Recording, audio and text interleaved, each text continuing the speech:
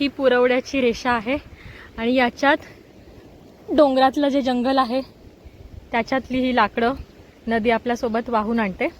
आणि पूर्वी काय व्हायचं ना, सगळ्यांच्याकडे चुली होत्या, गावी जंगलं फारशी नव्हती, तर डोंगरातून नदीने हे जे वाहून आणलेली लाकडं आहेत ती लाकडं, ज्याला आम्ही उसा असं म्हणतो, ही लाकडं लोक आपल्या घरी न्यायचे आणि मग त्यांना वाळवून चुलीसाठी जेवण बनवण्यासाठी ही लाकडं वापरायचे।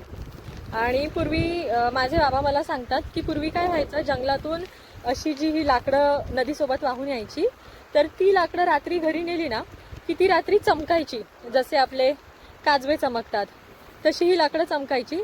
तर आधी मला ते खरं नव्हतं वाटलं, पण मी माझ्या आत्याला विचारलं, माझे दुसरे काका आहेत त्यांना विचारलं, आणि मग थोडासा मी शोध घेतल्यावर मला कळलं की पावसाळ्यात घनदाट जंगल असतं, तिकडे काही लाकडाच्या खोडांवर एक मशरूम वाढतं आणि ते मशरूम रात्री चमकतं, जसं आपला काजवा चमकतो तसं ते हिरवं छान चमकतं।